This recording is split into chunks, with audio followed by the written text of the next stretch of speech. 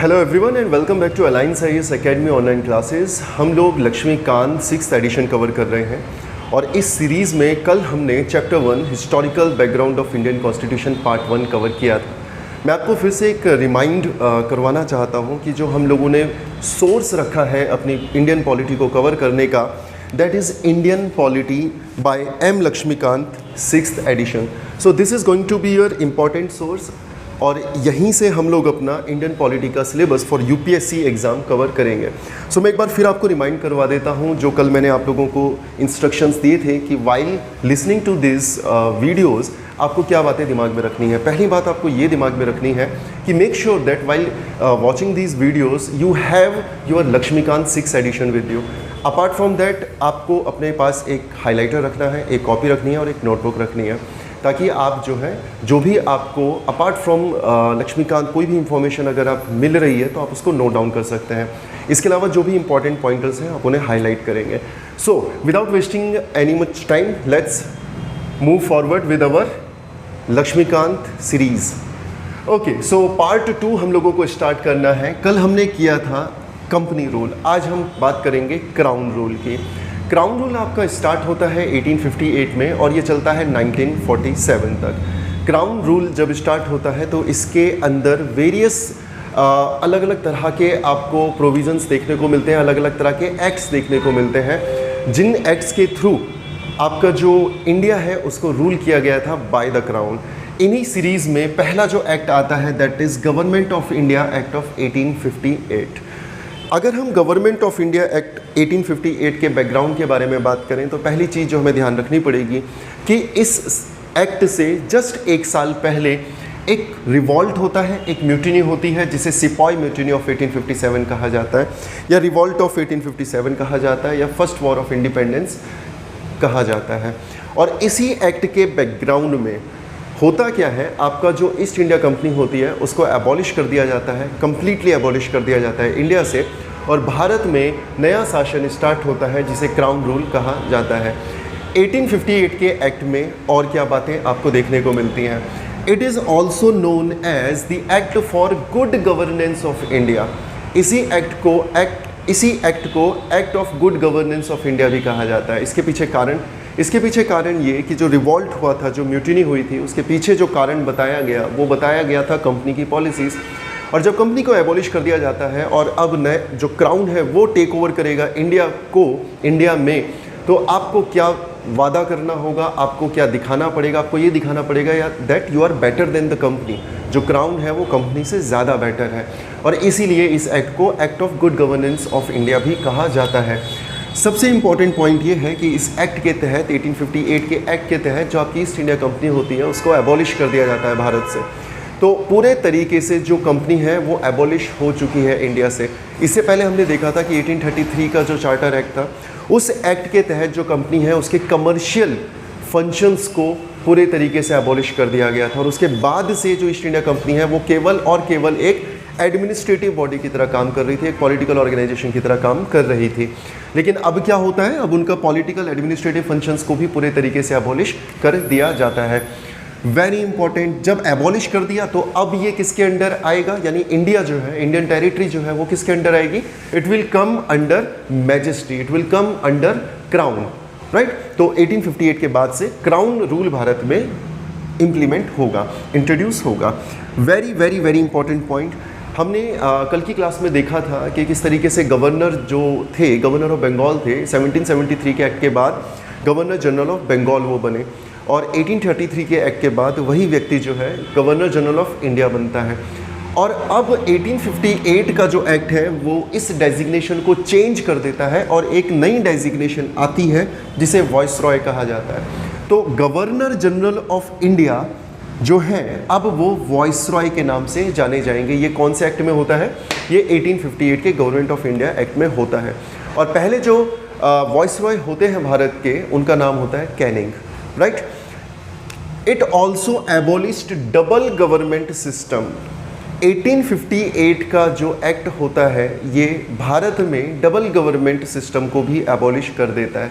ये जो double government system है ये कौन सा सिस्टम है? ये वो सिस्टम है जिसको इंट्रोड्यूस किया गया था 1784 के पिट्स इंडिया एक्ट में। अगर आपको याद हो, अगर आपने कल का वीडियो देखा है, आपको पता हो पिट्स इंडिया एक्ट के बारे में, तो 1784 में एक एक्ट आया था जिसे पिट्स इंडिया एक्ट कहा गया था। इस एक्ट में आपने देखा कि दो बॉडीज़ बनती हैं, एक होती है आपकी कमर्शियल बॉडी, एक होती है आपकी political body, court of directors and board of control. तो बोर्ड ऑफ कंट्रोल जो है वो पॉलिटिकल एंड एडमिनिस्ट्रेटिव फंक्शंस को देख रहे थे और जो कोर्ट ऑफ डायरेक्टर्स हैं वो कमर्शियल फंक्शंस को देख रहे थे। तो इसी सिस्टम को कहा गया डबल गवर्नमेंट सिस्टम। तो ये जो सिस्टम जो कि 1784 में पारित हुआ था, इम्प्लीमेंट हुआ था, इसको एबॉलिश कर दिया जाता है गवर्नमेंट ऑफ इंडिया एक्ट 1858 के तहत। तो ये कुछ 4 से 5 बातें हैं जो कि इम्पॉर्टेंट है आपके क्राउन रूल में। इसके अलावा नया एक पद आता है जिसे सेक्रेटरी फॉर स्टेट कहते हैं, राइट। तो एक तो हो गया आपका वॉइसरॉय, जिन्हें पहले कहा जाता था गवर्नर जनरल ऑफ इंडिया, अब इन्हें कहा जाएगा वॉइसरॉय। तो ये तो पोस्ट पहले से थी, बट हुआ क्या, इसका डेजिग्नेशन का नाम चेंज कर दिया गया। लेकिन एक नए पद को बनाया जाता है जिसे कहा जाता है secretary of state for India, SOS, right. ये व्यक्ति क्या करेगा? ये व्यक्ति जो है ये इंग्लैंड में रहेगा, जो वॉइसरॉय है ये इंडिया में रहेगा। ओके, तो सेक्रेटरी ऑफ स्टेट का जो पद है, जो ऑफिस है, ये कौन से एक्ट के थ्रू बनाया जाता है? ये बनाया जाता है गवर्नमेंट ऑफ इंडिया 1858 के तहत। और आपके जो पहले SOS होते हैं, सेक्रेटरी ऑफ स्टेट होते हैं, जिन्हें भारतीय सचिव भी कहा जाता है, उनका नाम होता है स्टैनली, ठीक है, लॉर्ड स्टैनली। तो ये एक इंपॉर्टेंट पॉइंट इसमें बनता है। सेक्रेटरी फॉर स्टेट, आपको एक बात याद रखनी है कि ये जो व्यक्ति होंगे सेक्रेटरी फॉर स्टेट जो होंगे ये कौन होंगे? देखो, सबसे पहले है आपका क्राउन, ब्रिटेन की बात करें तो, उसके नीचे फिर आपका ये है आपकी पार्लियामेंट यानी ब्रिटेन की पार्लियामेंट, और इस ब्रिटेन की पार्लियामेंट में कुछ लोग होंगे जो कि होंगे आपके कैबिनेट मिनिस्टर्स, ठीक है, ये आपके कैबिनेट मिनिस्टर्स हैं। तो इनमें से यानी बहुत सारे कैबिनेट मिनिस्टर्स में से एक कैबिनेट मिनिस्टर होगा जिसको डेजिग्नेट किया जाएगा as secretary of state for India. तो सेक्रेटरी ऑफ स्टेट जो है ये कोई बाहर से आया हुआ व्यक्ति नहीं होगा, ये वही व्यक्ति होगा जो ऑलरेडी कैबिनेट मिनिस्टर है, आपका कैबिनेट मिनिस्टर रैंक का मंत्री है, ठीक। एक तो आपको ये याद रखना है। अब देखो, इसको समझो आप, कैबिनेट मिनिस्टर है तो जाहिर सी बात है कि वो मेंबर ऑफ पार्लियामेंट है। अगर वो मेंबर ऑफ पार्लियामेंट है तो जाहिर सी बात है वो कहीं से इलेक्ट होके आया है। अगर वो कहीं से इलेक्ट होके आया है इसका मतलब उसे उस पर्टिकुलर एरिया में काम भी करना पड़ेगा। तो अब उसे काम करना पड़ रहा है because he is member of parliament. दूसरा, because he is cabinet minister, इसका मतलब उसके पास कोई डिपार्टमेंट भी होगा, राइट। और अपार्ट फ्रॉम दैट आप उसको इंडिया का सेक्रेटरी ऑफ स्टेट भी बता रहे हो, तो इसका मतलब उसके पास वर्कलोड बहुत है, काम बहुत है, और इतना अगर काम होगा तो उसको एक टीम की आवश्यकता होगी जो टीम काम करेगी SOS के लिए या उसको असिस्ट करेगी। और इसीलिए एक 15 सदस्यीय टीम का निर्माण किया जाता है। 15 मेंबर काउंसिल वॉज एस्टेब्लिश्ड, और ये जो 15 सदस्यीय टीम है इसी को कहा जाएगा इंडिया काउंसिल। तो ये भी आपके लिए इंपॉर्टेंट हो जाता है। 2 सवाल बनते हैं यहाँ पर। पहला सवाल ये बनता है कितने सदस्य थे इंडिया काउंसिल में? 15 सदस्य थे। क्या काम होगा इनका? इनका काम होगा एडवाइस देना, यानी ये जो 15 सदस्यीय टीम है ये SOS को एडवाइस करेगा, and that advice is not binding on the SOS, ठीक है। सेक्रेटरी ऑफ स्टेट के ऊपर ये एडवाइस जो है ये बाइंडिंग नहीं होगी। एक तो ये आपके लिए इंपॉर्टेंट पॉइंट बन जाता है। बहुत ही इंपॉर्टेंट पॉइंट, ये जो आपकी SOS की जो काउंसिल है, सेक्रेटरी ऑफ स्टेट की जो काउंसिल है, it will be a legal entity, ये एक लीगल पर्सन होगा। यानी हम बात कर रहे हैं 15 सदस्यों की बात कर रहे हैं, ये जो इंडिया काउंसिल है इसकी बात कर रहे हैं। So India council will be a legal person. अब लीगल पर्सन का क्या मतलब हुआ? लीगल पर्सन का मतलब ये हुआ कि जो भी डिसीजंस ये लोग लेंगे, यानी 15 मेंबर काउंसिल प्लस SOS, हम इस ग्रुप की बात कर रहे हैं क्योंकि ये तो एडवाइजरी बॉडी है, तो जो भी डिसीजन ये लोग लेंगे they will be legally responsible for this. इनके ऊपर केस किया जा सकता है, इसका मतलब इनको सू किया जा सकता है, और ये भी किसी को सू कर सकते हैं। तो सवाल ये बनेगा कि ये जो 15 सदस्य की जो काउंसिल थी, भारत काउंसिल, इंडिया काउंसिल, क्या ये लीगल पर्सन थी? बिल्कुल थी। क्या ये केस कर सकती थी? बिल्कुल कर सकती थी। क्या इसके ऊपर केस हो सकता था? तो बिल्कुल हो सकता था। तो ये कुछ बातें हैं जो कि आपके 1858 के एक्ट में दी गई हैं, गवर्नमेंट ऑफ इंडिया एक्ट 1858। आगे बढ़ते हैं और अब हम बात करेंगे इंडिया काउंसिल एक्ट ऑफ 1861 की। अगला जो इंपॉर्टेंट एक्ट है वो है काउंसिल एक्ट ऑफ 1861। क्या खास बात है इसमें?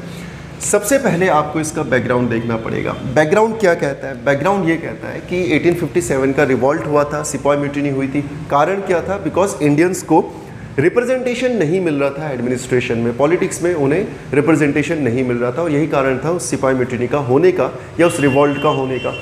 इसका मतलब क्या कि अब जो है आपको अगर उस तरह के रिवॉल्ट हैंडल करने या अवॉइड करने हैं तो आपको भारत के लोगों को ज़्यादा से ज़्यादा रिप्रेजेंटेशन देना होगा, राइट, ताकि वो आपके खिलाफ रिवॉल्ट ना करें। और इसलिए आप क्या करने का कोशिश करोगे? आप इंडियन सपोर्ट लेने की कोशिश करोगे, और यही बात आपको रिफ्लेक्ट होती हुई दिखती है 1861 के एक्ट में। 1861 के एक्ट में कुछ ऐसे प्रावधान होते हैं जिन प्रावधानों को पढ़कर आपको ये एहसास होगा कि अब जो ब्रिटिशर्स हैं वो क्या करने का प्रयास कर रहे हैं, वो भारत के लोगों का सपोर्ट लेने का प्रयास कर रहे हैं। कैसे? तो आप जब इस एक्ट को पढ़ेंगे तो इसमें एक प्रोविज़न है जिस प्रोविज़न के तहत 3 भारतीय लोगों को लेजिस्लेटिव काउंसिल में जगह दी गई। ये सवाल बनेगा आपका, राइट। देखो यहाँ पे हम बात करें लेजिस्लेटिव काउंसिल की, तो 2 तरह की काउंसिल थी, आपको पहले भी याद होगा। एक थी आपकी एग्जीक्यूटिव काउंसिल जिसमें 4 सदस्य हुआ करते थे, और उसके बाद है आपका लेजिस्लेटिव काउंसिल, ठीक है।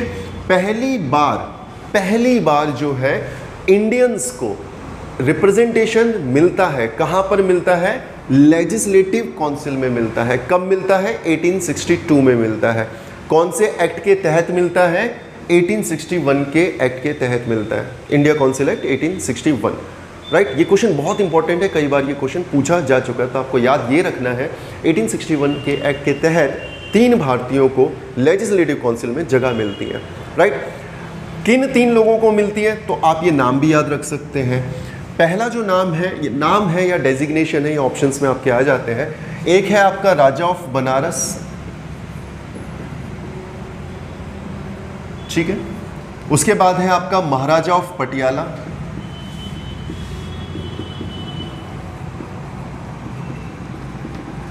और तीसरा सर दिनकर राव। तो ये 3 आपको नाम याद रखने हैं। ये 3 वो भारतीय हैं जिन्हें पहली बार लेजिस्लेटिव काउंसिल में जगह मिलती है, right, according to Indian council act 1861। और मिलता कब है? 1862 में। कौन कौन से हैं? राजा ऑफ बनारस, महाराजा ऑफ पटियाला और सर दिनकर राव। तो ये 2 इंपॉर्टेंट पॉइंट आपके 1861 के एक्ट से बनते हैं। आगे बढ़ते हैं। आपको याद होगा कि बॉम्बे और मद्रास जो प्रेसिडेंसी थी, इनके जो गवर्नर थे, इनकी पावर इनसे छीन ली गई थी, राइट। अगर आपको याद हो 1773 का एक्ट हमने कल पढ़ा था, जहाँ पे हमने देखा था कि जो गवर्नर ऑफ बंगाल थे वो सुप्रीम हो जाते हैं और उनको गवर्नर जनरल ऑफ बंगाल कहा जाता है, और जो बॉम्बे और मद्रास प्रेसिडेंसीज थे, जो गवर्नर होते हैं वो उनके सबऑर्डिनेट हो जाते हैं। ये हुआ था 1773 के एक्ट में। इसके अलावा 1833 का एक एक्ट आता है, चार्टर एक्ट ऑफ 1833, जिसमें पूरे तरीके से जो है बॉम्बे और मद्रास प्रेसिडेंसी सबस्यूम कर दी जाती है बंगाल प्रेसिडेंसी के अंडर। लेकिन अब आपको 1861 के एक्ट में क्या देखने को मिलता है? आपको ये देखने को मिलता है कि अब जो बॉम्बे और मद्रास प्रेसिडेंसी है उनको उनकी पावर वापस दी गई है। तो ये एग्जाम्पल होगा आपका डिसेंट्रलाइजेशन ऑफ पावर का, बहुत इंपॉर्टेंट है। इससे पहले जितना भी हमने एक्ट देखा था वहाँ पे सेंट्रलाइजेशन ऑफ पावर आपको देखने को मिल रहा है, लेकिन इस एक्ट में आपको डिसेंट्रलाइजेशन ऑफ पावर देखने को मिल रहा है, राइट। तो ये इंपॉर्टेंट पॉइंट आपके लिए बन जाता है। इसके अलावा portfolio system was introduced, right. अच्छा, यहाँ पे आपको एक बात याद रखनी है, पोर्टफोलियो सिस्टम जो है ये लॉर्ड कैनिंग ने इंट्रोड्यूस किया था 1859 में। तो 1859 में ऑलरेडी पोर्टफोलियो सिस्टम इंट्रोड्यूस हो चुका है। तो 1861 के एक्ट में क्या होता है? उसको रिकॉग्नाइज कर लिया जाता है, उसको एक्सेप्ट अडॉप्ट कर लिया जाता है। तो ये बातें आपको याद रखनी है कि it was not Indian council act 1861 जिसके तहत इसको इंट्रोड्यूस किया था। इंट्रोड्यूस तो ऑलरेडी हो चुका था, इसको एक्सेप्ट किया गया था, इसे रिकॉग्नाइज किया गया था। What is portfolio system? Portfolio system का मतलब ये होता है कि एक व्यक्ति या एक मंत्री, मिनिस्टर, और उसके पास कितने प्रकार के डिपार्टमेंट हैं, कौन कौन से मंत्रालय उसके अंडर है। तो फॉर एग्जांपल अगर प्रधानमंत्री मोदी की बात करें या फिर हम सीएम की बात करें, उत्तराखंड के चीफ मिनिस्टर की बात करें, तो लगभग 14 से 15 डिपार्टमेंट उनके अंडर आते हैं। तो जब आप उनके पोर्टफोलियो की बात करोगे तो स्वास्थ्य मंत्रालय उनके पास है, he is also the chief minister of Uttarakhand. ठीक है, तो ये क्या है? ये पोर्टफोलियो सिस्टम है कि आपके अंडर कितनी मिनिस्ट्रीज़ हैं या फिर कितने डिपार्टमेंट्स हैं या कितनी रिस्पॉन्सिबिलिटीज़ हैं। तो ये जो सिस्टम है ये किसने इंट्रोड्यूस किया था? कैनिंग ने 1859 में, और इसको अडॉप्ट किया जाता है, रिकॉग्नाइज किया जाता है through Indian council act of 1861। ये इंपॉर्टेंट पॉइंट। इसके अलावा आपको पहली बार जिक्र देखने को मिलता है ऑर्डिनेंस का। तो ये भी सवाल बनता है आपका, ऑर्डिनेंस किस एक्ट के तहत इंट्रोड्यूस किया गया था? तो इंडियन काउंसिल एक्ट 1861 के तहत ये इंट्रोड्यूस किया गया था। राइट, आई होप आपको पता है ऑर्डिनेंस का क्या मतलब होता है, क्योंकि ये अपने आप में एक अलग टॉपिक हो जाता है, अलग चैप्टर हो जाता है। तो जब हम ऑर्डिनेंस पढ़ेंगे तो मैं आपको इसको ब्रीफ में एक्सप्लेन करूँगा। अभी मुझे इसका रिक्वायरमेंट नहीं लग रहा है कि ऑर्डिनेंस मुझे आपको बताना है। But you can do one thing, आपका जो कमेंट बॉक्स है वहाँ पे आप ऑर्डिनेंस के आर्टिकल आप ज़रूर मेंशन करिए। ऑर्डिनेंस प्रेसिडेंट वाला कौन सा आर्टिकल है और गवर्नर वाला कौन सा आर्टिकल है। आगे बढ़ते हैं। अगला जो एक्ट है इंडियन काउंसिल एक्ट ऑफ 1892। ये भी आपके लिए काफ़ी इंपॉर्टेंट एक्ट बन जाता है, क्योंकि यहाँ पर होता क्या है, यहाँ पर अब धीरे धीरे इंडियंस को रिप्रेजेंटेशन ज़्यादा दिया जाएगा। क्यों ज़्यादा दिया जाएगा? क्योंकि इंडियंस अब ज़्यादा रिप्रेजेंटेशन की डिमांड करेंगे। अगर आप वर्ष पर, साल पर ध्यान दो तो इट इज़ 1892, और 1892 से जस्ट अभी 7 साल पहले 1885 आया, और 1885 में कांग्रेस की स्थापना होती है, कांग्रेस बनती है, आपकी इंडियन नेशनल कांग्रेस बनती है। और जब इंडियन नेशनल कांग्रेस बनेगी तो वो डिमांड करेंगे ज़्यादा से ज़्यादा रिप्रेजेंटेशन का, और उनकी कुछ डिमांड्स को एक्सेप्ट कर भी लिया जाता है through Indian council act of 1892। कौन कौन सी डिमांड को एक्सेप्ट किया जाता है? पहला, दे increase the non official members in central and provincial legislature. इसका क्या मतलब हुआ? तो जो भी आपके सदस्य हैं उनको आप दो पार्ट में डिवाइड कर सकते हो। एक है आपके ऑफिशियल मेंबर, एक है आपके नॉन ऑफिशियल मेंबर। देखो इसका सीधा सा मतलब है, ऑफिशियल मेंबर्स का मतलब ये कि जो ब्रिटिशर्स हैं, जो यूरोपियंस हैं। नॉन ऑफिशियल मेंबर्स का मतलब इंडियंस। तो भारत के जो लोग हैं उनके रिप्रेजेंटेशन को बढ़ाया जाएगा, उसे इंक्रीज़ किया जाएगा। कहाँ पर इंक्रीज़ किया जाएगा? दोनों जगह इंक्रीज़ किया जाएगा, सेंट्रल लेजिस्लेटिव असेंबली में भी और आपकी प्रोविंशियल लेजिस्लेचर में भी। राइट, तो ये स्टेटमेंट आ सकता है आपका कि 1892 का जो एक्ट था उसमें केवल सेंटर में जो है रिप्रेजेंटेशन बढ़ाया गया, नहीं। क्या केवल प्रोविंसेस में बढ़ाया गया? नहीं, ये आपका दोनों जगह बढ़ाया जाता है। आपके सेंटर में भी बढ़ाया जाता है और आपके प्रोविंसेस में भी बढ़ाया जाता है। Important point. इसके अलावा इंडियंस को जो है बजट को डिस्कस करने का अलाउ कर दिया जाता है, उन्हें परमिशन दे दी जाती है कि अब आप क्या कर सकते हैं, जो भी बजट डिस्कस हो रहा है लेजिस्लेचर में, you can discuss that budget. आप डिस्कस कर सकते हो लेकिन उसमें वोट नहीं कर सकते। राइट, तो यहाँ पर क्या हो रहा है कि जो भी बजट के प्रावधान हैं, अगर आप उनसे सहमत नहीं हैं तो Indians were allowed to discuss the budget on the floor of the assembly.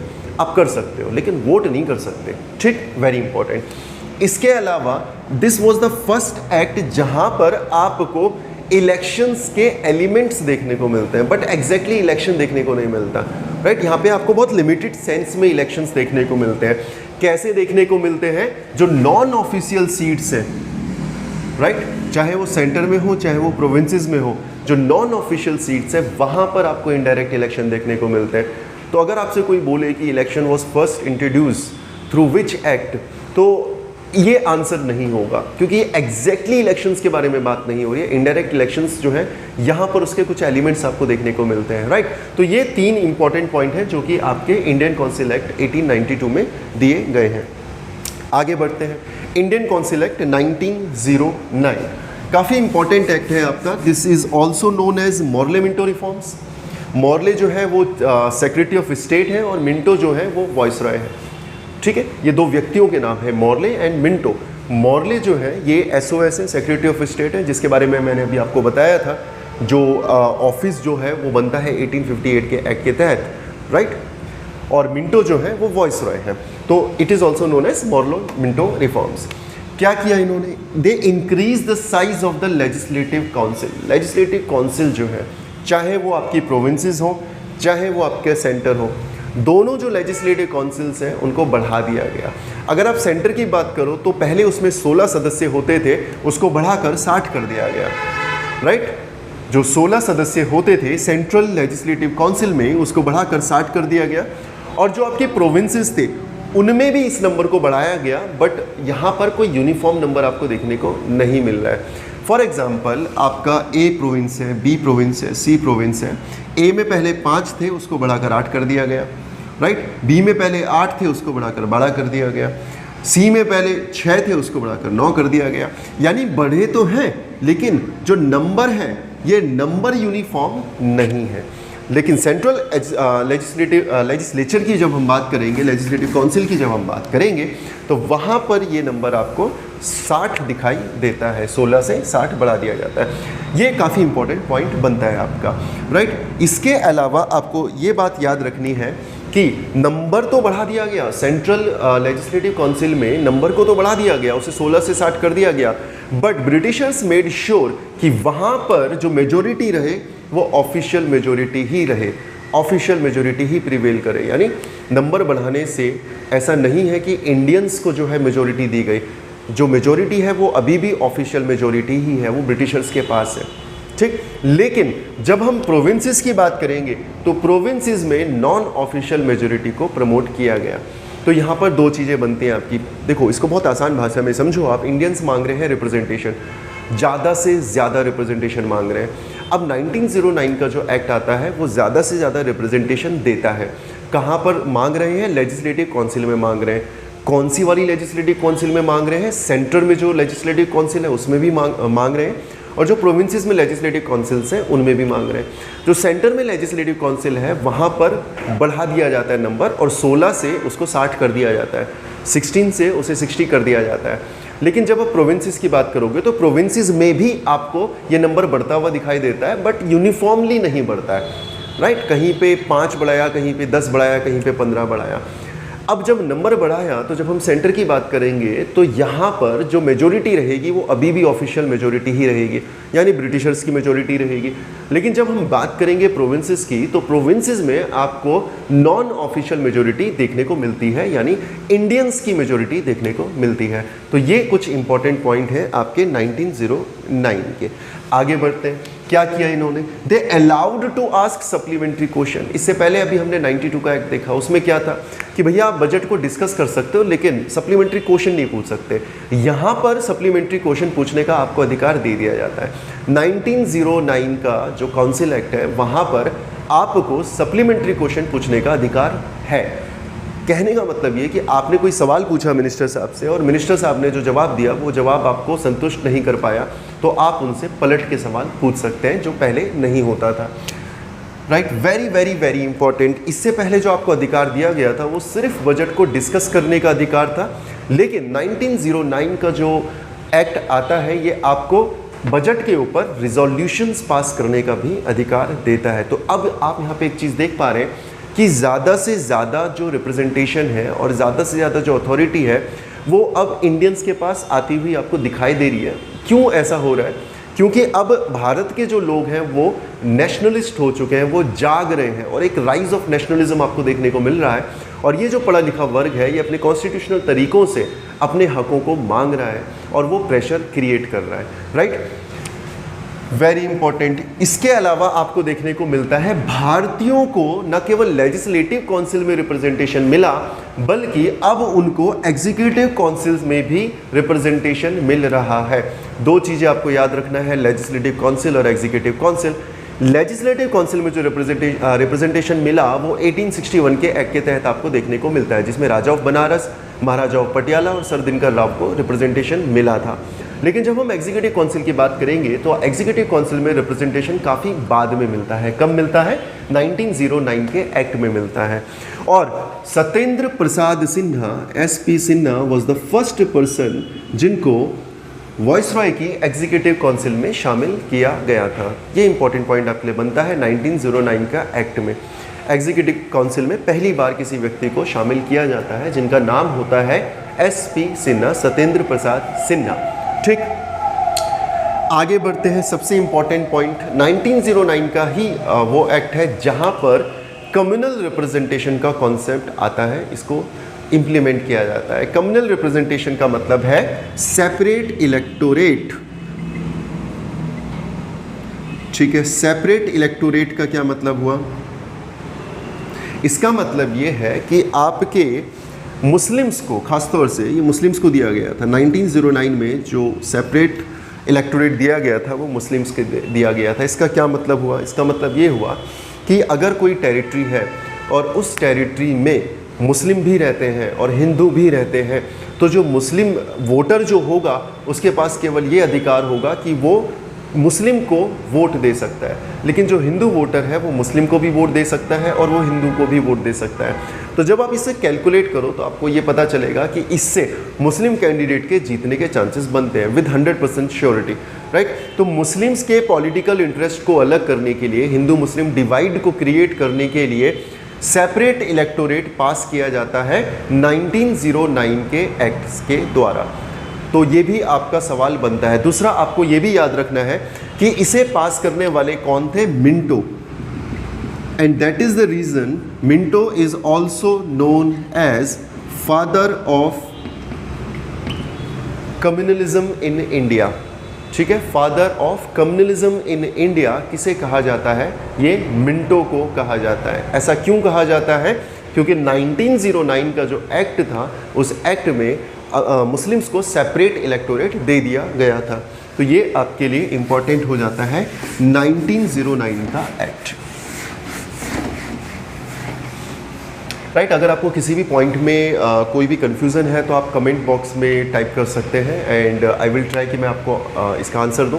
हालांकि मुझे लगता नहीं है कि इसमें किसी तरह का कोई कंफ्यूजन होगा, क्योंकि मैंने बहुत ही सिंप्लीफाइड तरीके से प्रेजेंटेशंस तैयार की हैं और मैं बहुत आसान तरीके से आपको लक्ष्मीकांत को डिकोड करके समझा रहा हूँ। बट स्टिल, अगर आपको बहुत बेसिक टर्मिनोलॉजीज़ में भी अगर कन्फ्यूज़न है, लाइक अगर आपको नहीं पता कि ऑर्डिनेंस क्या होता है, आपको नहीं पता कि इलेक्टोरेट का क्या मतलब होता है, तो कहीं ना कहीं फिर आप मुझसे कमेंट बॉक्स में आप मुझसे पूछ सकते हैं और मुझसे और जितना आसानी से हो पाएगा मैं उतना आपको एलेबरेट करके इसे बताऊंगा। आगे बढ़ते हैं। अगला जो इंपॉर्टेंट एक्ट है that is government of India act 1919 का गवर्नमेंट ऑफ इंडिया एक्ट, और इस एक्ट को मॉन्टेग चेम्सफोर्ड रिफॉर्म्स के नाम से भी जाना जाता है। मॉन्टेग्यू जो है ये अगेन सेक्रेटरी ऑफ स्टेट है और चेम्सफोर्ड आपके वॉइसरॉय हैं। ठीक है, government of India act 1919 also known as Montagu Chelmsford reforms. Chelmsford आपके वॉइसरॉय हैं और मॉन्टेग्यू आपके सेक्रेटरी ऑफ स्टेट है। क्लियर? आगे बढ़ते हैं। यहाँ पर 1917 में होता क्या है? 1917 में रिस्पॉन्सिबल गवर्नमेंट प्रॉमिस किया जाता है इंडिया को। अगर आप इसके बैकग्राउंड को समझें तो वर्ल्ड वॉर फर्स्ट अभी बैकग्राउंड में चल रहा है एंड ब्रिटिशर्स जो है उनको भारत के और भारतीयों के सपोर्ट की आवश्यकता है, और अगर उन्हें हमसे सपोर्ट की आवश्यकता है तो अब वो हमें प्रॉमिस करते हैं रिस्पॉन्सिबल गवर्नमेंट कि once the war will get over आपको हम देंगे रिस्पॉन्सिबल गवर्नमेंट। तो ये डिक्लेरेशन कर दिया जाता है और इसी डिक्लेरेशन के बैकग्राउंड में आपका आता है गवर्नमेंट ऑफ इंडिया एक्ट 1919। ठीक, क्या होता है इसमें?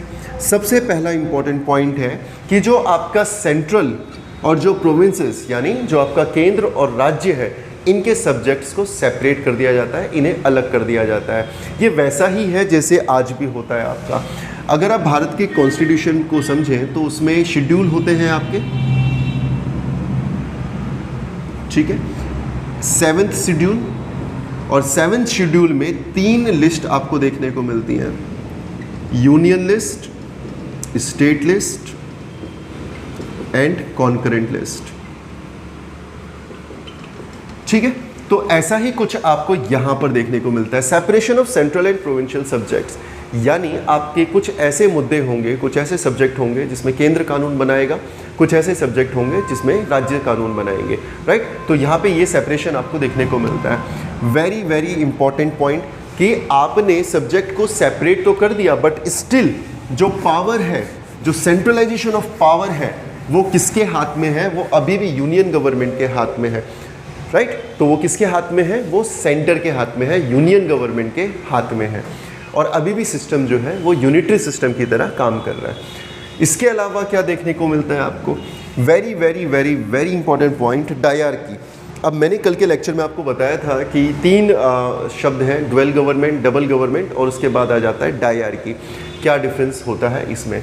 देखो डायरार्की समझो क्या है। अभी हमने देखा कि आपके जो सब्जेक्ट हैं, जो मुद्दे हैं, उनको डिवाइड कर दिया गया है सेंट्रल लिस्ट में और आपका स्टेट लिस्ट में, यानी प्रोविंसेस लिस्ट में। अब प्रोविंसेस में भी क्या किया गया है, इसको समझना बड़ा आसान है। प्रोविंसेस में भी क्या कर दिया गया, सब्जेक्ट को डिवाइड कर दिया गया 2 पार्ट में, ट्रांसफर्ड एंड रिजर्व्ड लिस्ट। ठीक है, तो प्रोविंसेस में भी सब्जेक्ट्स को 2 पार्ट में डिवाइड कर दिया गया है, transferred subject and reserved subject. Reserve list तैयार की गई है। ठीक, ट्रांसफर्ड और रिजर्व। अब देखो समझो क्या, ट्रांसफर्ड सब्जेक्ट किसके पास होंगे? ट्रांसफर्ड सब्जेक्ट होंगे गवर्नर ऑफ दैट प्रोविंस। ठीक है, उस प्रोविंस का जो गवर्नर है वो रहेगा इसमें, और आपके रहेंगी मिनिस्टर्स या काउंसिल ऑफ मिनिस्टर, आप इन्हें बोल सकते हैं। ठीक है, रिजर्व लिस्ट में सब्जेक्ट किसके पास रहेंगे? गवर्नर के पास, और प्लस नॉमिनेटेड मेंबर्स के पास। ठीक है, तो 2 तरह की आपकी बॉडीज काम कर रही हैं। एक बॉडी है गवर्नर प्लस मिनिस्टर्स, और ये मिनिस्टर कौन होंगे? जो इलेक्शन जीत कर वहां पर पहुंचे हैं। दूसरी जो रिजर्व लिस्ट होगी वो किसके पास होंगे? रिजर्व सब्जेक्ट किसके पास होंगे? वो होंगे गवर्नर के पास और नॉमिनेटेड जो मेंबर्स हैं उनके पास। And those nominated members will be nominated by the governor. ठीक है, सब सेम ही रहेंगे यहाँ पर। तो होता क्या है आपका कि कुछ मुद्दे इस लिस्ट में हैं और कुछ मुद्दे इस लिस्ट में हैं। जब आप ट्रांसफर्ड लिस्ट की बात करोगे तो यहाँ पर वो सब्जेक्ट हैं जिनकी इंपॉर्टेंस थोड़ा सा कम है। जैसे यहाँ पर होगा एजुकेशन, यहाँ पर होगा आपका for example medical, health care, so and so fourth. लेकिन जब हम बात करेंगे रिजर्व लिस्ट की, तो रिजर्व लिस्ट में ज़्यादा इंपॉर्टेंट मुद्दे रहेंगे, जैसे फाइनेंस, पुलिस, ठीक है, एटसेट्रा। तो यहाँ पर होगा क्या, रिजर्व लिस्ट ज़्यादा इंपॉर्टेंट है और ट्रांसफर सब्जेक्ट जो है कंपैरेटिवली लेस इंपॉर्टेंट है। तो जब ये सिस्टम इंप्लीमेंट किया गया तो आप समझो रिस्पॉन्सिबल गवर्नमेंट किसे माना जाएगा? रिस्पॉन्सिबल गवर्नमेंट होगी ये क्यों? क्योंकि अगर नीतियाँ ठीक से काम नहीं कर रही हैं, राइट, तो अकाउंटेबिलिटी किसकी होगी? अकाउंटेबिलिटी उसकी होगी जो चुनकर पहुँचा है, जो लोग चुनकर पहुँचे हैं। तो जो चुनकर जो लोग पहुँचे हैं उनके हाथ में कैसे सब्जेक्ट हैं? उनके हाथ में वो सब्जेक्ट हैं जो कंपैरेटिवली कम इंपॉर्टेंस के हैं, और जो लोग नॉमिनेटेड हैं उनके हाथ में वो सब्जेक्ट हैं जो कि ज़्यादा इंपॉर्टेंस रखते हैं। जैसे फाइनेंस, अगर यहाँ से फाइनेंस ही नहीं गया तो आप एजुकेशन में कैसे काम कर पाएंगे? आप मेडिकल फैसिलिटी कैसे प्रोवाइड करवा पाएंगे? आप पब्लिक हेल्थ केयर कैसे प्रोवाइड कर पाएंगे? तो ये सिस्टम काफ़ी गड़बड़ा गया था, ये सिस्टम सही सिस्टम नहीं था, और इसी सिस्टम को कहा गया डायरार्की। डायरार्की का मतलब यहाँ पर 2 तरह का सिस्टम काम कर रहा है। ट्रांसफर सब्जेक्ट के लिए अलग काम हो रहा है और रिजर्व लिस्ट के लिए, रिजर्व सब्जेक्ट के लिए अलग काम हो रहा है, और इसी सिस्टम को जो है डायरार्की कहा गया है। ठीक है, तो कई बार सवाल पूछता है dyarchy was introduce to which act? तो ये गवर्नमेंट ऑफ इंडिया एक्ट 1919 के तहत इसको इंट्रोड्यूस किया गया था। ठीक है, और क्या किया गया था 1919 के एक्ट के तहत? बाइकैमरलिज्म जो है, यानी 2 सदन का जो सिस्टम है उसको इंट्रोड्यूस किया गया था। बाइकैमरलिज्म मतलब 2 सदन जहाँ पर होते हैं, लोकसभा, राज्यसभा, विधानसभा, विधान परिषद। ठीक है, तो ये जो सिस्टम है, बाइकैमरलिज्म सिस्टम है, ये किस एक्ट के थ्रू इंप्लीमेंट किया गया था? गवर्नमेंट ऑफ इंडिया एक्ट 1919 के तहत इसको इंप्लीमेंट किया गया था। और बहुत ही इंपॉर्टेंट पॉइंट है, जो सेंट्रल लेजिस्लेटिव काउंसिल है उसको रिप्लेस कर दिया गया था अपर हाउस और लोअर हाउस से। अपर हाउस जिसे राज्यसभा के इक्विवेलेंट आप कह सकते हैं, और जो लोअर हाउस है इसे आप लोकसभा के इक्विवेलेंट आप कह सकते हैं। आप फिर से समझो, सेंट्रल लेजिस्लेटिव काउंसिल कौन सी काउंसिल है? सेंट्रल लेजिस्लेटिव काउंसिल वो काउंसिल है जो कि कानून बनाएगी, राइट, क्योंकि एग्जीक्यूटिव काउंसिल तो इम्प्लीमेंट करेगी। लेजिस्लेटिव काउंसिल कौन सी काउंसिल होगी? जो कि कानून बनाएगी। 1853 के एक्ट में हमने इसको देखा था। ठीक है, लेजिस्लेटिव काउंसिल कानून बनाएगी, और क्योंकि ये कानून बनाएगी तो हमने इसे मिनी पार्लियामेंट भी कहा था। तो अब इस सिस्टम को जो है ख़त्म कर दिया गया। ये बहुत इंपॉर्टेंट पॉइंट है, आपसे पूछेगा कि 1853 के एक्ट के तहत जो सेंट्रल लेजिस्लेटिव काउंसिल बनाई गई थी वो कब एबॉलिश की गई, तो वो 1919 के एक्ट में एबॉलिश कर दिया गया और उसकी जगह बाइकैमरलिज्म इंट्रोड्यूस किया गया, यानी 2 सदन इंट्रोड्यूस किए गए, upper house and lower house, right. तो अब आपको 2 सदन देखने को मिलते हैं, जैसे आज भी भारत में आपको 2 सदन देखने को मिलते हैं, लोकसभा और राज्यसभा। आगे बढ़ते हैं, ठीक। ज़्यादातर जो लोग थे, यानी जो अपर हाउस में जो लोग थे या लोअर हाउस में जो लोग थे, ये वो लोग थे जो कि डायरेक्ट इलेक्शन से आते थे। Most of them were directly elected. तो ये भी सवाल आपका बनेगा कि ये जो अपर हाउस और लोअर हाउस था, इसमें जो सदन में जो लोग जाते थे वो कैसे जाते थे, डायरेक्ट इलेक्शन से जाते थे, राइट। वॉइसरॉय की एग्जीक्यूटिव काउंसिल तो अभी भी काम करेगी, लेजिस्लेटिव काउंसिल तो गई, ठीक है, लेकिन जो एग्जीक्यूटिव काउंसिल है वो अभी भी काम कर रही है। कितने सदस्य होंगे इसमें? 6 सदस्य होंगे, 6 मेंबर होंगे। बहुत इंपॉर्टेंट पॉइंट है, 6 सदस्यों की होगी वॉइसरॉय की एग्जीक्यूटिव काउंसिल और इनमें से 3 सदस्य होंगे भारतीय, ठीक। 6 सदस्य एग्जीक्यूटिव काउंसिल में, जिनमें से 3 जो सदस्य होंगे वो कौन होंगे? वो इंडियंस होंगे, लेकिन इंडियन जो है वो कमांडर इन चीफ नहीं बन सकता। कोई भी इंडियन कमांडर इन चीफ नहीं बन सकता। तो एग्जीक्यूटिव काउंसिल में टोटल हो गए 6 लोग, 6 में से 3 होंगे भारतीय, लेकिन ये जो 3 भारतीय होंगे इनमें से कोई भी कमांडर इन चीफ नहीं बन सकता। ये आपके लिए इंपॉर्टेंट पॉइंट बनता है यहाँ पर। सेपरेट इलेक्टोरेट, जिसका जिक्र मैंने अभी थोड़ी देर पहले किया था, जिसको इंट्रोड्यूस किया गया था 1909 में, उसको एक्सटेंड कर दिया जाता है थ्रू 1919 का गवर्नमेंट ऑफ इंडिया एक्ट। और ये जो मुस्लिम्स को मिला था इसको एक्सटेंड करके दे दिया जाता है सिखों को, भारत के जो क्रिश्चियन है, इंडियन क्रिश्चियंस, उनको दे दिया जाता है, एंग्लो इंडियंस को और यूरोपियंस को। ये इंपॉर्टेंट बन जाता है आपके लिए कि जो सेपरेट इलेक्टोरेट का जो प्रिंसिपल था, जो क्लॉज था, जो प्रोविज़न था, उसको स्टार्ट मुस्लिम से किया था, लेकिन उसको बाद में सिखों को दे दिया जाता है, इंडियन क्रिश्चियंस को दे दिया जाता है, एंग्लो इंडियंस को दे दिया जाता है, और इसके अलावा जो यूरोपियंस हैं उनको ये आगे दे दिया जाता है। Very important. अगला इंपॉर्टेंट पॉइंट, फ्रेंचाइज का मतलब होता है वोट, ठीक है। तो फ्रेंचाइज जो है यानी वोट देने का जो अधिकार दिया जाता है, उसके पैरामीटर्स क्या होते हैं? पैरा जो है वो है प्रॉपर्टी, टैक्स और एजुकेशन। यानी लिमिटेड फ्रेंचाइज का कॉन्सेप्ट आपको 1919 में देखने को मिल रहा है कि आप इलेक्शन में पार्टिसिपेट तो कर सकते हैं, लेकिन यूनिवर्सल एडल्ट फ्रेंचाइज नहीं है। बहुत ही लिमिटेड लोगों को अधिकार दिया गया है कि वो इलेक्शन में पार्टिसिपेट कर सकते हैं, वो वोट दे सकते हैं। तो ये कौन लोग होंगे? ये वो लोग होंगे जिनका जो टैक्स पे करते हैं, या उनके लिए कोई एजुकेशन एक क्राइटेरिया रखा गया है, या प्रॉपर्टी उनके लिए एक क्राइटेरिया रखा गया है। तो लिमिटेड फ्रेंचाइज का कॉन्सेप्ट आपको देखने को मिलता है। और उसके अलावा एक इम्पॉर्टेंट पॉइंट, आपको हाई कमिश्नर की पोस्ट जो है, डेजिग्नेशन जो है, वो भी आपको यहाँ पर देखने को मिलती है।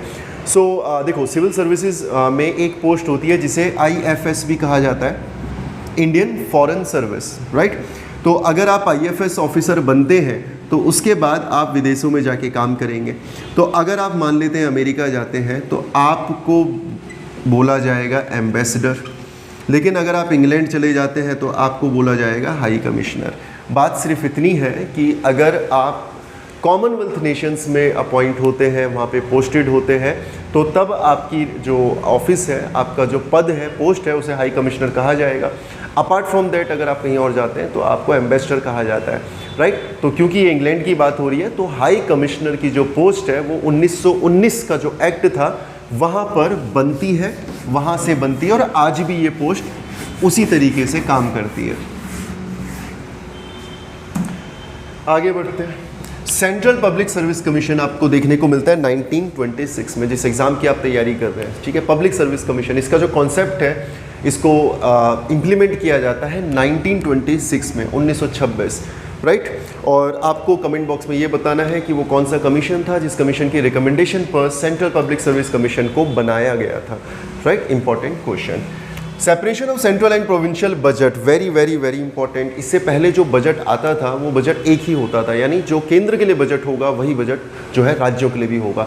लेकिन अब 1919 का जो एक्ट आता है, इस एक्ट में सेंट्रल का जो बजट है उसे सेपरेट कर दिया जाता है, और जो प्रोविंसेस का जो बजट है उसको सेपरेट कर दिया जाता है। ये भी आपके लिए इंपॉर्टेंट पॉइंट बनता है। वेरी वेरी वेरी इंपॉर्टेंट कि अब इस एक्ट में एक और प्रावधान था। प्रावधान ये था कि जब government of India act 1919 implement होगा तो 10 साल बाद एक स्टैट्यूटरी कमीशन का गठन किया जाएगा, ये देखने के लिए कि जो प्रावधान रखे गए हैं गवर्नमेंट ऑफ इंडिया एक्ट 1919 में वो किस तरीके से काम कर रहे हैं। अगर वो अच्छा काम कर रहे हैं तो कंटिन्यू किया जाएगा, और अगर उसमें कुछ भी स्कोप ऑफ इम्प्रूवमेंट है तो उसको डिसकंटिन्यू किया जाएगा, उसे इम्प्रूव किया जा सकता है। तो ये है आपका गवर्नमेंट ऑफ इंडिया एक्ट 1919। तो मैंने आपको बताया कि एक प्रावधान था जिस प्रावधान के अनुसार गवर्नमेंट ऑफ इंडिया एक्ट 1919 के इम्प्लीमेंट होने के 10 साल बाद एनालाइज किया जाएगा और ये देखा जाएगा कि ये एक्ट किस तरीके से काम कर रहा है। ठीक है। So the next topic is Simon commission, and Simon commission जो है ये नवंबर 1927 को फॉर्म किया गया था। जैसा कि अभी हमने अपनी पिछली स्लाइड में देखा कि गवर्नमेंट ऑफ इंडिया एक्ट 1919 का जो आखिरी प्रावधान था वो ये था कि आफ्टर 10 इयर्स एक स्टैट्यूटरी कमीशन का गठन किया जाएगा। जो स्टैट्यूटरी कमीशन जो है क्या करेगा, वो ये देखेगा कि गवर्नमेंट ऑफ इंडिया एक्ट 1919 के जो प्रावधान है वो किस तरीके से काम कर रहे हैं, और अगर उसमें कुछ सुधारों की आवश्यकता है तो वो सुधार बाद में किए जा सकते हैं। और उसी क्रम में साइमन कमीशन का गठन किया जाता है नवंबर 1927 में, राइट। हालांकि सवाल ये उठता है कि 1919 में गवर्नमेंट ऑफ इंडिया एक्ट लागू हुआ था, तो 10 साल जब हम काउंट करेंगे तो ये जो कमीशन है इसे बनना चाहिए था 1929 में, लेकिन ये बन जाता है 1927 में। आपको नीचे कमेंट बॉक्स में इसके पीछे का कारण बताना है कि क्या कारण थे जिन कारणों की वजह से साइमन कमीशन यानी कि स्टैट्यूटरी कमीशन का गठन 2 साल पहले हो गया था। साइमन कमीशन के बारे में बात करें तो it was a 7 member commission, 7 सदस्यों का ये एक दल हुआ करता था, राइट। बहुत इंपॉर्टेंट पॉइंट है ये, पीसीएस लेवल के क्वेश्चंस में आपको देखने को मिलता है कि साइमन कमीशन में कितने सदस्य थे, तो टोटल 7 सदस्य इसमें हुआ करते थे, राइट। अपनी रिपोर्ट कब सबमिट करी थी, 1930 में। तो 3 डेट्स आपको याद रखनी है। पहला है 1927 जब साइमन कमीशन का गठन किया गया, उसके बाद है 1928 जब साइमन कमीशन भारत पहुंचता है, और 1930 जब साइमन कमीशन अपनी रिपोर्ट सबमिट करता है। कुछ खास रिकमेंडेशंस हैं जिनके बारे में हमें जानना है। पहला, साइमन कमीशन ने डायरकी को ख़त्म करने के बारे में बात करी है, abolition of dyarchy. Very very very important recommendation given by Simon commission. Dyarchy वही जो कि गवर्नमेंट ऑफ इंडिया 1919 में दिया गया था। उस सिस्टम के फ्लॉज के बारे में मैंने आपसे डिस्कस भी किया था जब मैं डायरकी आपको समझा रहा था कि जो आइडिया है रिस्पॉन्सिबल गवर्नमेंट का वो कहीं ना कहीं डाइल्यूट हो रहा था because of the provision of dyarchy, and that is the reason जो साइमन कमीशन है ये डायरकी को समाप्त करने के बारे में बात करता है, इसको एबॉलिश करने के बारे में बात करता है। इसके अलावा extension of responsible government in the provinces. Responsible government का मतलब जो काउंसिल ऑफ मिनिस्टर्स हैं वो उत्तरदायी होंगे गवर्नर जनरल के प्रति या फिर वॉइसरॉय के प्रति जब हम सेंटर की बात करते हैं, और जब हम ग्राउंड की यानी जब प्रोविंसेस की बात करेंगे, लोअर डाउन की जब हम बात करेंगे, तो वहाँ पर गवर्नर जो है वो रिस्पॉन्सिबल है किसके लिए, आपकी काउंसिल ऑफ मिनिस्टर के लिए। तो ये जो सिस्टम है इसी को प्रोविंसेस में लागू करने के बारे में भी बात की गई है कि जो इलेक्टेड मेंबर्स हैं उनके पास ज़्यादा पावर्स होनी चाहिए because they are elected, right. तो यहाँ पर रिस्पॉन्सिबल गवर्नमेंट का जो कॉन्सेप्ट है उसको प्रोविंसेस में बढ़ाने के बारे में आपका साइमन कमीशन बात करता है। इसके अलावा ये बात करता है फेडरेशन की। Very very very important point. Federation की जब हम बात करेंगे तो साइमन कमीशन ने बात करी ऑल इंडिया फेडरेशन की, जिसमें आपका ब्रिटिश इंडिया होगा और आपके प्रिंसली स्टेट्स होंगे। तो यहाँ पर एक फेडरेशन को गठित करने के बारे में जो है बात हो रही है, और ये रिकमेंडेशन किसने दिया था, साइमन कमीशन ने दिया था। और आगे आप जब देखेंगे गवर्नमेंट ऑफ इंडिया 1935 तो आप देखेंगे कि इस रिकमेंडेशन को एक्सेप्ट भी कर लिया गया था। लास्ट पॉइंट है कंटिन्यूएशन ऑफ कम्युनल इलेक्टोरेट्स। तो जो हमने अभी तक देखा कि सबसे पहले कम्युनल इलेक्टोरेट किसे दिया गया था, सेपरेट इलेक्टोरेट मुस्लिम्स को दिया गया था 1909 के एक्ट के तहत। तो 1919 में उसको बढ़ा दिया जाता है, एंग्लो इंडियंस को दिया जाता है, इंडियन क्रिश्चियंस को दिया जाता है। उसी तरीके से अब यहाँ पर साइमन कमीशन जो है वो बात कर रहा है सेपरेट इलेक्टोरेट को बढ़ाने के लिए कि बाकी जो आपके ग्रुप्स हैं, जो माइनॉरिटीज़ हैं या फिर जो आपकी डिप्रेस क्लासेस हैं, उनको भी आपको ये आगे देना चाहिए, ये कहना है, ये रिकमेंडेशन है साइमन कमीशन की। और इन्हीं रिकमेंडेशन के आधार पर कम्युनल अवार्ड जो है वो एलोकेट किया जाता है किसको, डिप्रेस्ड क्लासेस को। ये बहुत ही इंपॉर्टेंट टॉपिक है आपका communal award. So basically separate electorate जो मुस्लिम्स को दिया गया था, जो इंडियन क्रिश्चियंस को, एंग्लो इंडियंस को दिया गया था, इसी की डिमांड बी आर अम्बेडकर करते हैं। और उनका ये कहना होता है कि जो दलित कम्युनिटी है, जो डिप्रेस क्लासेस हैं उनको भी सेपरेट इलेक्टोरेट दिया जाना चाहिए। और इसी डिमांड को जो है एक्सेप्ट कर लिया जाता है बाय द ब्रिटिशर्स, और उस वक्त के जो ब्रिटेन के प्राइम मिनिस्टर होते हैं जिनका नाम रैमसे मैकडोनाल्ड होता है उनके द्वारा, और उनके द्वारा जो है कम्युनल अवार्ड यानी सेपरेट इलेक्टोरेट अवार्ड कर दिया जाता है, दे दिया जाता है B.R. अम्बेडकर को। और उस अवार्ड के खिलाफ, कम्युनल अवार्ड के खिलाफ गांधी जी जो है वो क्या करेंगे, वो अनशन पर बैठेंगे, वो फास्ट अनटू डेथ बैठेंगे। कहाँ पर बैठेंगे? वो बैठेंगे आपकी यरवड़ा जेल में। ये सवाल बनता है आपका, ठीक है, कि गांधी जी ने जो आमरण अनशन किया था कम्युनल अवार्ड के खिलाफ, वो कहाँ पर किया था? वो किया था यरवड़ा जेल, जो कि कहाँ पर स्थित है? पुणे में स्थित है, ठीक है। गांधी जी यरवड़ा जेल में बैठते हैं, पुणे की जो यरवड़ा जेल है, आमरण अनशन पर बैठते हैं। उसके बाद अंबेडकर आते हैं, अंबेडकर के साथ इनका डिस्कशन होता है, और अब अंबेडकर जो है कम्युनल अवार्ड को वापस कर देते हैं, और इसके बदले में गांधी उनको रिजर्वेशन जो है वो देते हैं, ऑफर करते हैं। और इसी समझौते को नाम दिया गया है पूना पैक्ट, ठीक है। सवाल बनेगा पूना पैक्ट किस किस के बीच में हुआ था? तो आपको याद रखना है गांधी के बीच में और अंबेडकर के बीच में हुआ था। लेकिन अगर सवाल ये बनता है कि पूना पैक्ट में किसने साइन किया था, तो आपको ये याद रखना है कि साइन करने वाले जो व्यक्ति हैं कांग्रेस की तरफ से मदन मोहन मालवीय, और डिप्रेस क्लासेस की तरफ से अंबेडकर जी, उन्होंने इसको साइन किया था। तो ये कुछ इंपॉर्टेंट पॉइंट आपके बन जाते हैं जब हम कम्युनल अवार्ड की बात करेंगे। आगे बढ़ते हैं, गवर्नमेंट ऑफ इंडिया एक्ट 1935 के बारे में बात करेंगे। गवर्नमेंट ऑफ इंडिया एक्ट 1935 आता है, और इसके बाद इसमें काफ़ी सारे प्रावधान हैं जो कि आपको प्रेजेंट डे कॉन्स्टिट्यूशन में भी देखने को मिलेंगे। सबसे पहला जो प्रावधान है वो है all India federation. All India federation जिसका जिक्र मैंने अभी अभी किया, जिसको रिकमेंड किया था साइमन कमीशन के द्वारा, और उसी रिकमेंडेशन को एक्सेप्ट कर लिया जाता है गवर्नमेंट ऑफ इंडिया एक्ट 1935 में। और यहाँ पर बात होती है ऑल इंडिया फेडरेशन की। ऑल इंडिया फेडरेशन मतलब ब्रिटिश इंडिया और प्रिंसली स्टेट जो है, इन सबको मिलाकर एक फेडरेशन बनाया जाएगा जिसे ऑल इंडिया फेडरेशन कहा जाएगा। इसके अलावा 3 लिस्ट के बारे में बात होती है, 3 लिस्ट यानी सब्जेक्ट लिस्ट के बारे में बात होती है। कौन कौन सी लिस्ट होती है? यूनियन लिस्ट होता है, स्टेट लिस्ट होता है, और कॉन्करेंट लिस्ट होता है। Very important. इसके अलावा यहाँ पर आपको 3 लिस्ट के अलावा एक रेसिडुअरी लिस्ट का भी जिक्र देखने को मिलता है, और आपको ये याद रखना है जो रेसिडुअरी जो पावर्स थी वो किसके पास थी? रेसिडुअरी पावर्स थी वॉइसरॉय के पास। ये बहुत इंपॉर्टेंट पॉइंट बनता है आपका कि जो रेसिडुअरी पावर है, देखो यार, यूनियन लिस्ट में जो सब्जेक्ट होंगे उसके ऊपर फैसले कौन बनाएगा? सेंटर बनाएगा। प्रोविंस लिस्ट में जो सब्जेक्ट होंगे उसके ऊपर प्रोविंस बनाएगा। ऐसे ही एक लिस्ट होगी जिसे रेसिडुअरी लिस्ट कहा जाएगा। और 1935 का जो गवर्नमेंट ऑफ इंडिया एक्ट था उसमें ये कहा गया कि ये जो लिस्ट होगी, रेसिडुअरी जो लिस्ट होगी, इसके ऊपर कानून बनाने का जो अधिकार होगा वो अधिकार होगा वॉइसरॉय के पास। ये गवर्नमेंट ऑफ इंडिया एक्ट 1935 में लिखा है।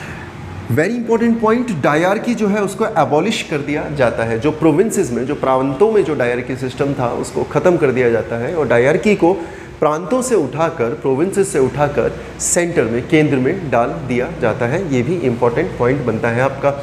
रिस्पॉन्सिबल गवर्नमेंट का जो कॉन्सेप्ट है उसको प्रोविंसेस में इम्प्लीमेंट किया जाता है, और इस तरीके से ज़्यादा डिसेंट्रलाइजेशन ऑफ पावर आपको गवर्नमेंट ऑफ इंडिया 1935 में देखने को मिलता है।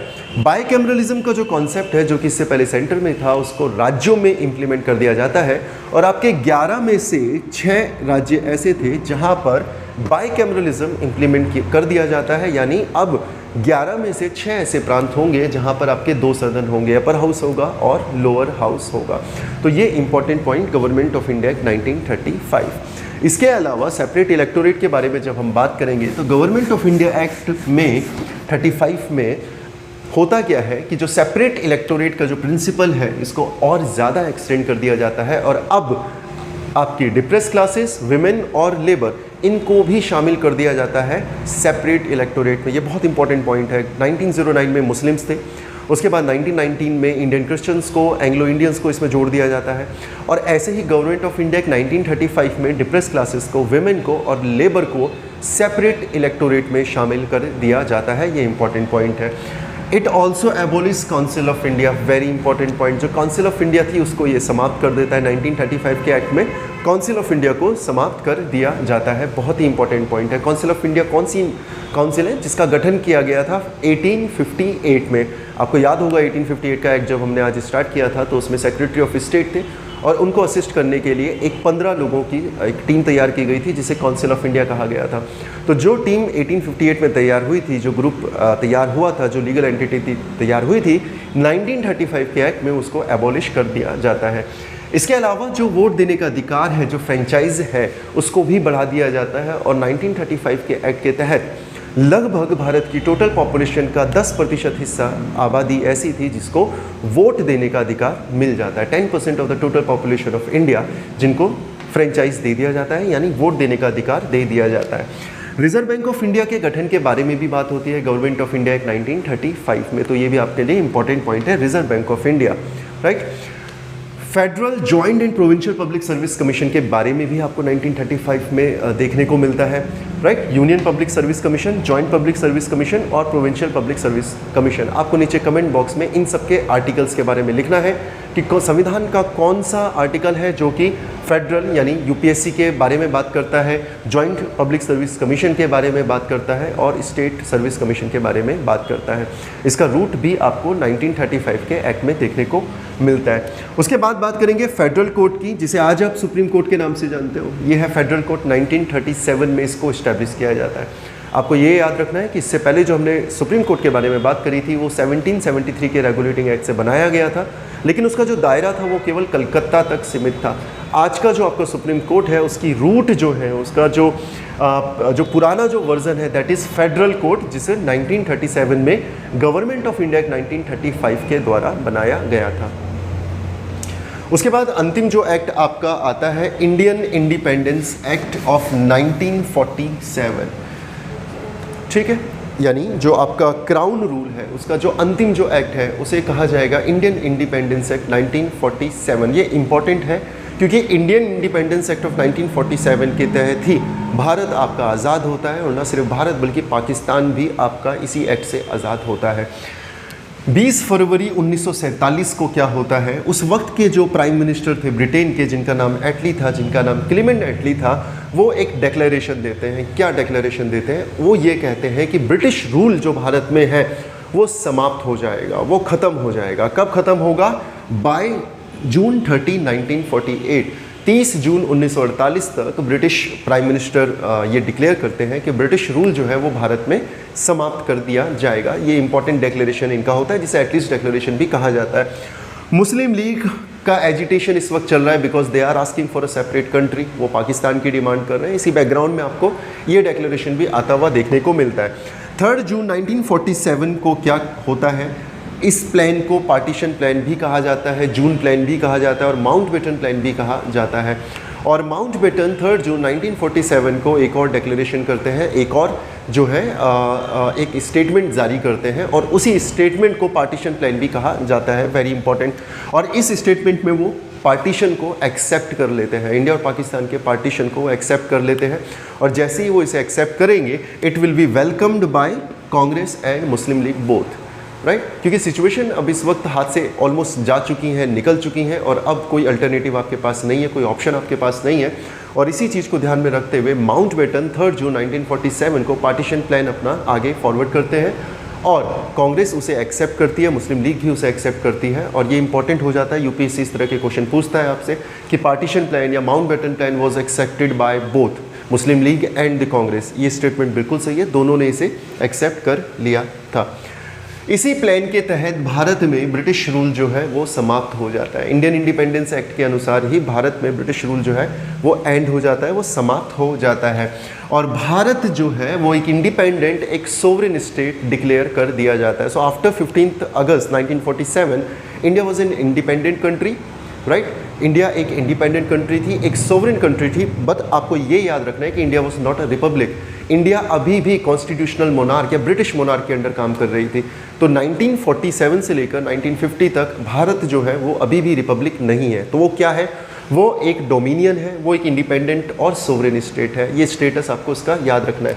पार्टीशन ऑफ इंडिया भी आपका इसी एक्ट के तहत होता है, इंडियन इंडिपेंडेंस एक्ट में इसको भी एक्सेप्ट कर लिया जाता है because of the Mountbatten plan, right.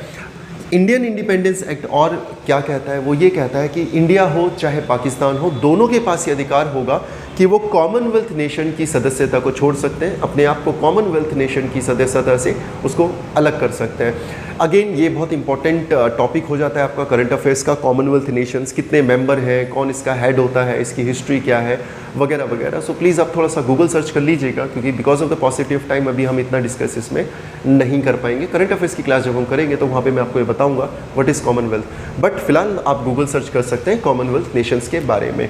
Very important point, viceroy का जो पद था उसको एबॉलिश कर दिया जाता है 1947 के इंडियन इंडिपेंडेंस एक्ट में।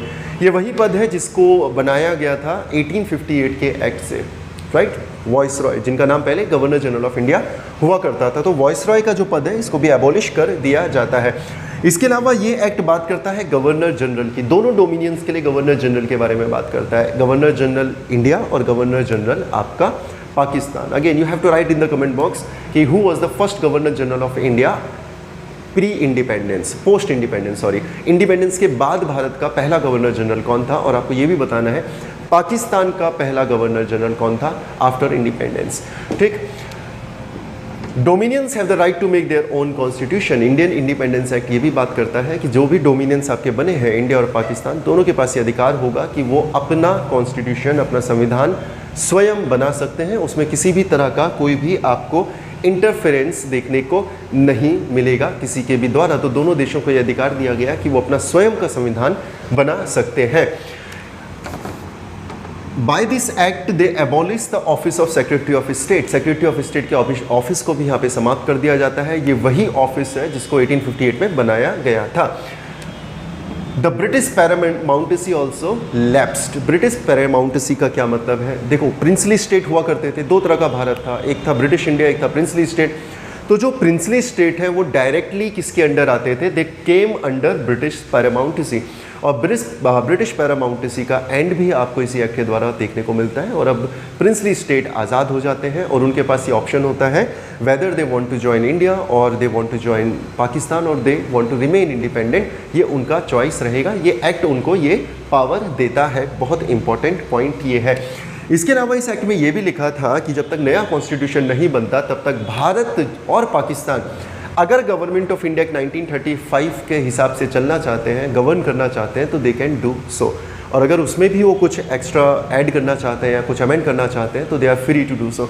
तो जब तक भारत का कॉन्स्टिट्यूशन नहीं बनेगा तब तक 1935 के गवर्नमेंट ऑफ इंडिया एक्ट के द्वारा भारत अपना जो प्रशासन है, शासन है, उसे चला सकता है।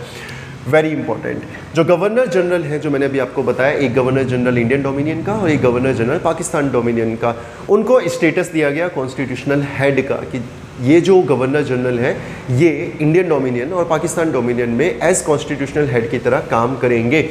इस एक्ट में ये भी लिखा गया कि जो एम्परर ऑफ इंडिया का जो टाइटल है उसको डिसकंटिन्यू किया जाएगा और आज के बाद से किसी भी व्यक्ति को एम्परर ऑफ इंडिया नहीं कहा जाएगा।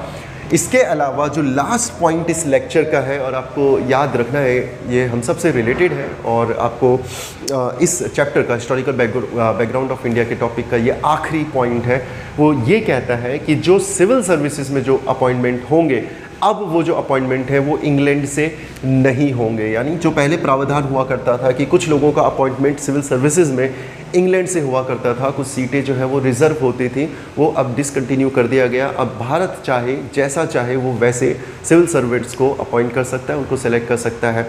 एक और पॉइंट आप इसमें यह भी याद रखना कि ऐसे बहुत सारे सिविल सर्वेंट थे जिनका अपॉइंटमेंट पहले हो चुका था और जब भारत आज़ाद होता है तो इस प्रावधान में ये भी होता है कि वो जो सिविल सर्वेंट्स हैं वो आगे कंटिन्यू करेंगे, उन्हें नौकरी से नहीं निकाला जाएगा। They will continue their services to India.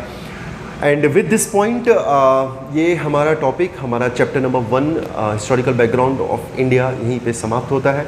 I hope मैं आपको बहुत इजीली इसे समझाने में सक्सेसफुल रहा होऊंगा और अगर स्टिल आपको किसी भी पॉइंट को लेके कोई भी कन्फ्यूज़न है तो आप मुझसे पूछ सकते हैं। नीचे कमेंट बॉक्स में आप क्वेश्चन पूछिए और मैं डेफिनेटली उसका आंसर करूँगा। बहुत जल्द मिलेंगे चैप्टर नंबर 2 के साथ। Till then take care, God bless you.